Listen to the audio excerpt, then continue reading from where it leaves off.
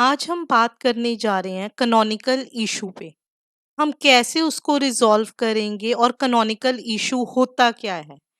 मान लो अगर आपके सेम यूआरएल है, गूगल उसको डिफरेंट डिफरेंट कंसीडर करे, तो उस इशू को आप कैसे रिजॉल्व करोगे। उसको क्या कहते हैं, कैनोनिकल इशू रिजॉल्व।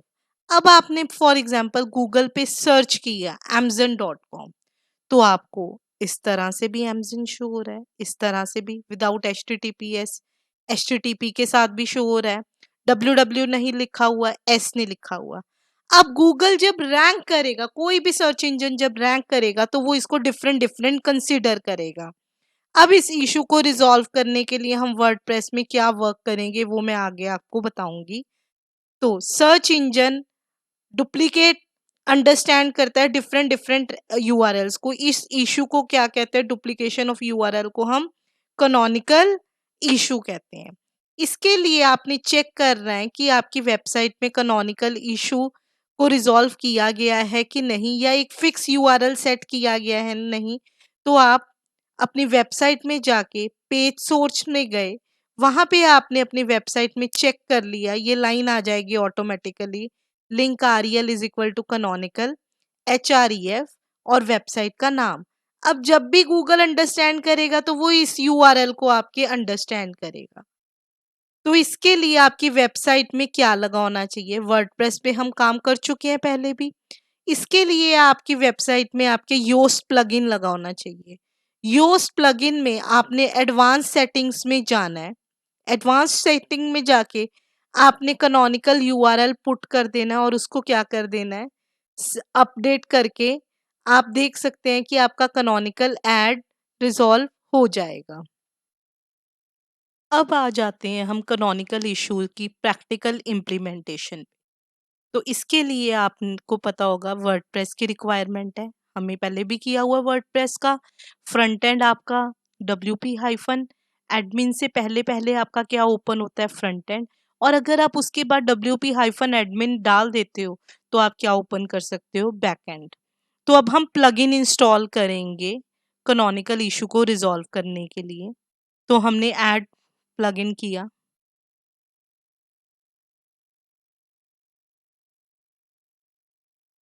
अपलोड किया। एक तो ये वे है। दूसरा वे क्या है, आप डायरेक्ट सर्च भी कर सकते हो।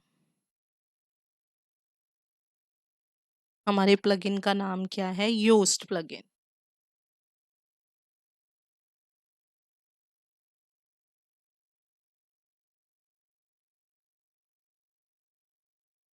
अब हमने इसको इंस्टॉल किया।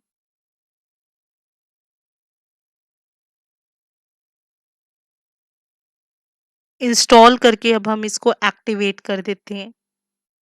अब हमने इसको एक्टिवेट किया।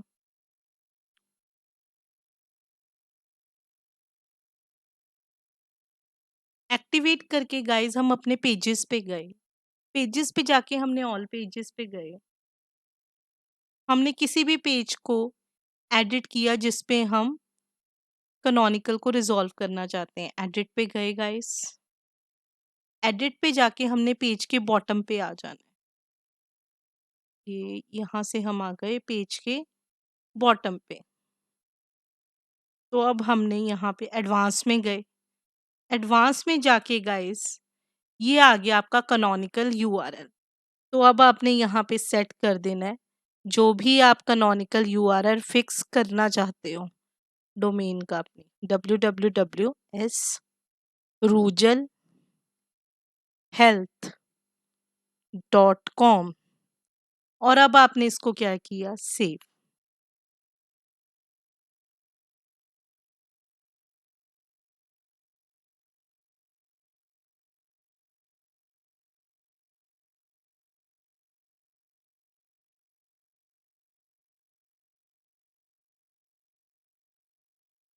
सेव करने के बाद आप अपने फ्रंट एंड में आए, आपने रिफ्रेश किया और आप अपने होम पेज पे जाए।